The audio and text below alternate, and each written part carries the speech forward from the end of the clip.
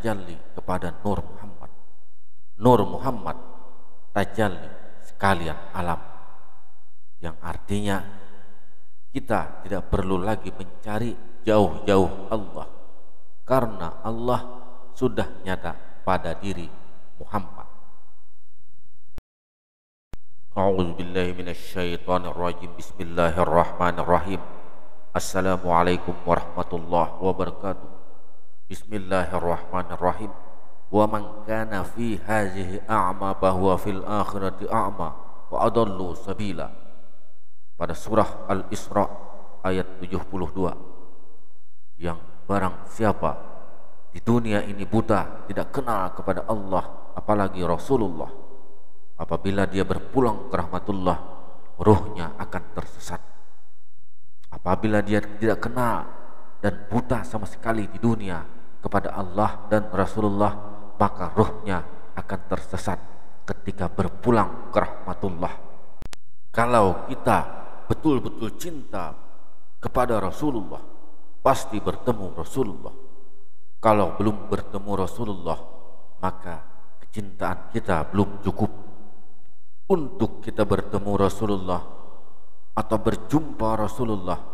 Tanamkan cinta kita kepada Nabi Muhammad sallallahu alaihi wasallam melalui 3 jalan, yaitu roja, sauq, kemudian mahabbah.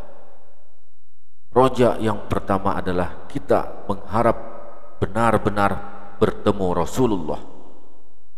Kemudian sauq, yaitu benar-benar rindu bertemu dengan Rasulullah. Setelah kita bertemu, maka mahabbah, cinta kita kepada Rasulullah. Siapa orang yang tertanam cinta dengan Rasulullah, sama dengan seperti Rasulullah memadamkan api sesembahan orang Majusi ketika Nabi Muhammad sallallahu alaihi wasallam dilahirkan. Begitu pula akan memadamkan api neraka apabila tertanam mahabbah, cinta kita kepada Rasulullah sallallahu alaihi wasallam. Marilah tanamkan cinta kita kepada Nabi Muhammad sallallahu alaihi wasallam. Makanya kita harus hati-hati agar kita mengenal Allah dan Rasulullah. Karena apa? Karena Allah ini sudah tajalli kepada hayat, kepada yang hidup pada manusia. Hayat tajalli kepada Nur Muhammad, Nur Muhammad tajalli sekalian alam. Yang artinya apa?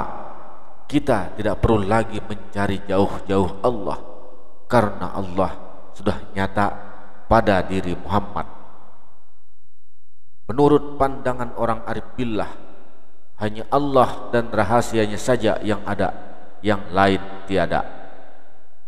Kalau ada di dalam hatinya yang lain daripada Allah, dalam hati manusia lain daripada Allah, inilah yang dinamakan syirik. Bagaimana kita ingin membebaskan diri dari api neraka apabila masih ada syirik di hati kita? Kita ulangi sekali lagi, dalam pandangan orang ma'rifat hanya ada 2 saja, yaitu Allah dan rahasianya. Allah Ta'ala tajalli kepada rahasianya. Siapakah yang dimaksud dengan rahasianya itu? Yang dimaksud adalah Muhammad. Nah, rahasianya inilah rahasia Muhammad, yang sekalian alam ini adalah wujud Muhammad. Makanya yang dinamakan Muhammad ini tidak akan dimakan api neraka. Contoh tauladannya ketika Nabi Muhammad sallallahu alaihi wasallam lahir, memadamkan semua api sesembahan para Majusi. Siapa yang mengenal diri Muhammad yang sebenar-benarnya, haram dirinya disentuh api neraka. Oleh karena itu, jangan kita berpaham Yahudi dan Nasrani yang mereka itu mengkultuskan nabinya. Innallaha wa malaikatahu yusholluna 'alan nabi. Sesungguhnya Allah dan malaikat bersolawat atas nabi. Ya ayyuhalladzina amanu sallu alaihi wasallimu taslima. Hai orang-orang yang beriman, hendaklah engkau bersolawat juga. Oleh karena itulah kita harus kenal kepada Nabi. Tidak bisa kita bersolawat apabila kita tidak kenal kepada Nabi. Kemudian kita uraikan lagi, adapun Nabi kita yang di Madinah adalah Muhammad ibn Abdullah. Ini sama seperti kita manusia biasa. Kul innama ana basyarum mislukum, pada surah Al-Kahf ayat 110. Katakanlah, kata Muhammad, aku ini hanya seorang manusia seperti kamu. Hanya saja, kata Nabi, aku dilebihkan dengan wahyu. Adapun yang dimaksud dengan Muhammad pada diri, ada dua rupa, tetapi satu juga. Yang pertama adalah rupa Muhammad yang sifatnya majazi, dan yang kedua adalah rupa Muhammad yang sifatnya hakiki. Rupa Muhammad yang sifatnya majazi adalah berupa zahir ini, yaitu jasmani. Kemudian rupa Muhammad yang sifatnya hakiki adalah yang batin ini, yaitu ruh. Adapun ruh dan jasad yaitu satu juga. Kemudian ruh ingin dikenal, lalu menjahirlah ia kepada jasad. Bernama jasad ini tidak boleh dipisah. Ruh dan jasad itu satu, bukan dua. Apabila dipisah, maka hancur kita di dalam kubur. Inilah yang kita tilik, kita suhud, kita pandang Muhammad pada diri. Jadi kita ini betul-betul menyaksikan keberadaan Muhammad. Inilah yang disebut Muhammad ini adalah rahasianya. Jadi Allah Ta'ala sudah tajalli pada diri Muhammad, yakni pada siapa? Pada diri kita. Jalannya kita perbanyak membaca sholawat. Sholawat apa saja boleh, yang pendek ataupun yang panjang. Misalnya sallallahu ala Muhammad atau Allahumma sholli ala Muhammad dan yang lainnya. Karena salawat akan menjadi nur di dalam kubur. Kemudian pertanyaannya, salawat diri kita ini apa? Siapa yang dia kepingin syafaat, maka bersalawatlah. Tapi salawat ini kemana kita serahkan? Sesungguhnya ketika kita bersalawat adalah memuji diri. Makanya apabila kita kenal diri Muhammad, maka padamlah api neraka. Apabila ada jenazah, bacakan salawat terlebih dahulu. Apabila ingin memandikan jenazah, bacakan salawat terlebih dahulu. Adapun Nabi Muhammad yang di Madinah adalah uswatun hasanah, yang kita contoh suri tauladannya. Pertama, beliau terbit dari nur itu sendiri. Yang kedua, nama beliau adalah Muhammad. Kemudian mendapatkan wahyu dan menyampaikan kepada umatnya.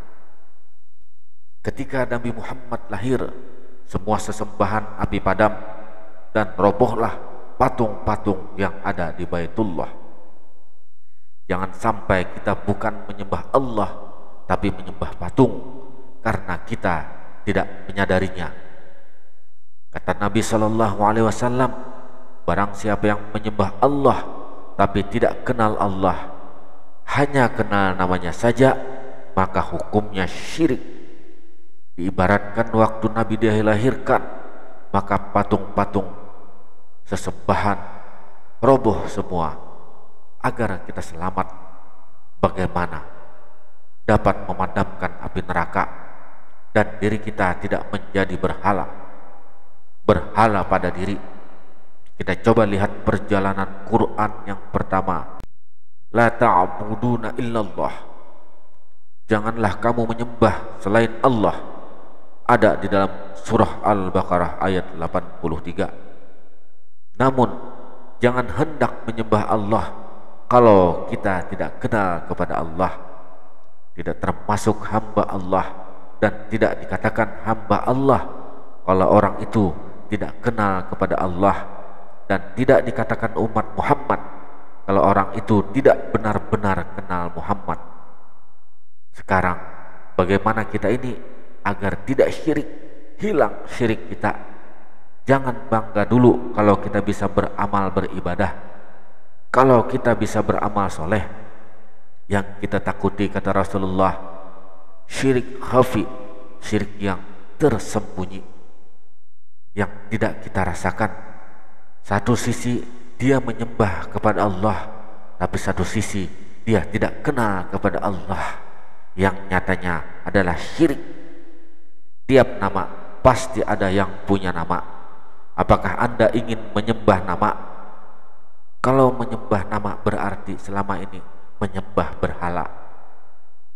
Maka aku, kata Allah, berada pada perbendaharaan yang tersembunyi. Aku ingin dikenal. Ini adalah nur zat. Aku ingin dikenal, maka aku jadikan makhluk. Maka nur zat menamakan dirinya Nur Muhammad. Kemudian Nur Muhammad mengatakan, ana abul arwah wa adamu abul basar. Aku bapak sekalian ruh, dan aku pula bapak sekalian jasad. Sedangkan nur ini adalah rahasia nur zat. Nur menamakan dirinya bapak sekalian ruh. Bagi yang batin dinamakannya Ahmad. Pangkatnya Nabi, berarti yang dimaksud Nabi ini adalah Ahmad bagi yang batin. Menamakan dirinya Nur Muhammad ini sebagai bapak sekalian jasad. Bagi yang jahir bernama Muhammad, pangkatnya Rasul. Nyata pada rahasia insan, maka bergelar Rasulullah. Jadi insan diri kita ini adalah rahasia Ahmad dan Muhammad, jahir dan batin. Inilah yang dimaksud tadi, bahwa sesungguhnya Allah dan malaikat memberi rahmat untuk Nabi. Jadi sebenar-benarnya diri kita ini adalah diri yang batin, yang bernama Ahmad. Berarti apabila kita bersolawat, maka yang menerima adalah diri kita. Jadi Ahmad dan Muhammad adalah satu, roh dan jasad adalah satu. Inilah duduknya la ilaha illallah, Allahu ruhun, Muhammadur Rasulullah, Muhammadun jasadun. Yang jahir bukan di luar, yang batin bukan di dalam. Yang batin ingin dikenal, berjahir namanya.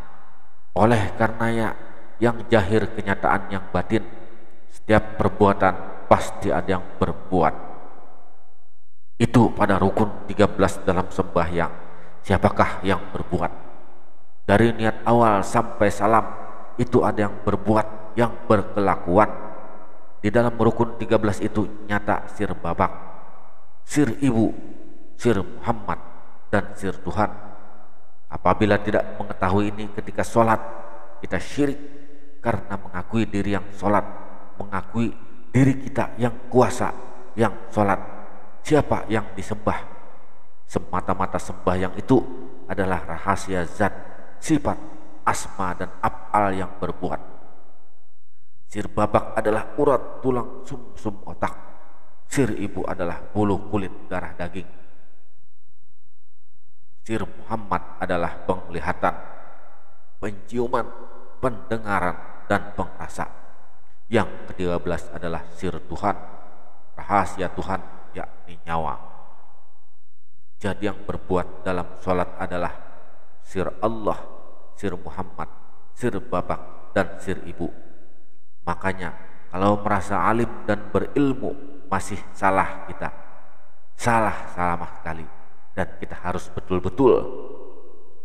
Syariat harus disertai hakikat, dan hakikat dikuatkan dengan syariat. Kalau tidak seperti ini, kita hanya menyembah dinding dan tulisan. Inilah orangnya yang sholat. Oleh karena itulah sebenar-benar sholat itu adalah rahasia zat, sifat, asma, dan af'al. Siapa yang sembahyang, nyawa. Yang disembahyangkan adalah batang tubuh. Jadi dalam sembahyang itu supaya kita selamat, tidak sampai dimakan api neraka dan menganggap diri kita ini berhala, sebagaimana kejahiran Muhammad Siapakah Muhammad ini? Muhammad ini adalah sirullah, tiada lain daripada diri kita. Mudah-mudahan ini bisa bermanfaat bagi kita semua. Amin ya rabbal alamin. Assalamualaikum warahmatullahi wabarakatuh.